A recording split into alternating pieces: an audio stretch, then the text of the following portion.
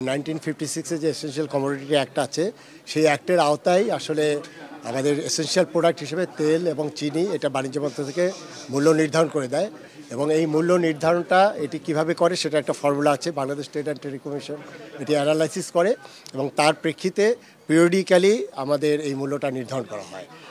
এখন আমি গতকালকে থেকে জানি যে হঠাৎ করে 9 টাকা বাড়িয়ে দিয়েছে যে কর্তৃপক্ষ, বিশেষ করে আমাদের যে রিফাইনারিগুলো আছে তাদের যে অ্যাসোসিয়েশন, তারা এই 9 টাকায় যে বাড়িয়ে দিল সেটি বাণিজ্য মন্ত্রকের সাথে যদি কনসাল্ট না করে করা হয় সেটা আমি বলবো যে আইনের ব্যত্যয় এবং সেখানে যদি বাড়াতে হয় অবশ্যই এসেনশিয়াল কমোডিটি হিসেবে বাণিজ্য মন্ত্রক যেহেতু এই দামটা নিয়ন্ত্রণ করে সেই কারণে অবশ্যই এই কনকারেন্স নিয়ে যেটা এর আগে সবসময় হয়েছে সেটাই করা উচিত এবং 9 টাকা যদি বেড়ে যায় এটি আমি বলবো যে বাণিজ্য মন্ত্রকের কনকারেন্সটা যদি বেড়ে যায় তাহলে এটি হবে যে ভোক্তার অধিকারের প্রশ্ন, ভোক্তার স্বার্থের বিষয় এবং এই ক্ষেত্রে আমি ক্যাবের প্রেসিডেন্ট হিসেবে যেটা বলতে চাই এটি হলো যে ভোক্তাদের স্বার্থে এই যে প্রাইসটা বেড়ে গেছে। এমনিই তো দ্রব্যমূল্য অনেক ক্ষেত্রেই আপনার বেশি দামে বিক্রি হচ্ছে, সেখানে এটিও বলবো যে এটি অন্যায়ভাবে করা হয়েছে এবং আমি আশা করছি যেটি বাণিজ্য উপদেষ্টা বলেছেন যে এটির ব্যাপারে কঠোর ব্যবস্থা, আমরা সেই অপেক্ষা করছি সেই কঠোর ব্যবস্থা দেখার জন্য। অন্যায়ের শাস্তিটা কি আইনে কি আছে? আইনে তো অনেকগুলোই বিষয় আছে যে তাদের রিফাইনারি বন্ধ করে দেওয়ার মতো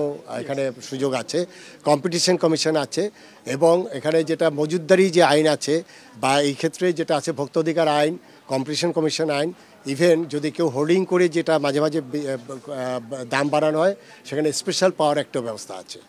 আমরা সেই আইনের প্রয়োগটা দেখতে চাই। আমি যেটুকু জানি আমাদের মিটিং থেকেই নির্দেশনা গিয়েছে, সেখানে আমাদের যেগুলো প্রতিষ্ঠান আছে ভোক্তা অধিকার সহ তারা আজকে এখনই তারা অপারেশনে নামছে কোথায় ব্যর্থতা হয়েছে এবং সেই অনুযায়ী আমরা একটু অপেক্ষা করি যে কী ব্যবস্থা সরকার নেয়। সরকার ব্যর্থতা আছে কিনা এখানে আপনার এটি তো সরকার বলতে পারবে, এটা সরকার বলতে পারবে। এখন সরকার তো এখন এই মুহূর্তে অনেকগুলো চ্যালেঞ্জে আছে, আপনারা জানেন যে নির্বাচন, আরও আইন শৃঙ্খলা নিয়ে অনেকগুলো চ্যালেঞ্জ আছে। সেখানে আমার কাছে যেটা মনে হয় যে এসেনশিয়াল কমোডিটি এই বাজার ব্যবস্থাপনায় হয়তো বা আরেকটু বেশি ফোকাস করা উচিত। বিশেষ করে মনিটরিংটা আমি লক্ষ্য করেছি ইদানিং যে মনিটরিংটা খুব বেশি আপনার সার্ফেসে আসছে না।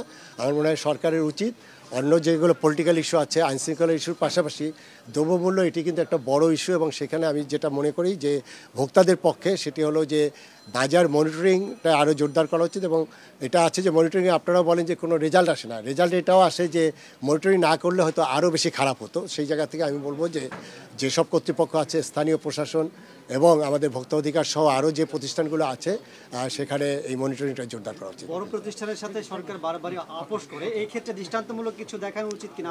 আমরা একটু অপেক্ষা করি। বাণিজ্য উপদেষ্টা মহোদয় তো নিশ্চয়ই কঠোর বার্তা দিয়েছেন, আমরা অপেক্ষা করি সরকার কী ব্যবস্থা নেয়।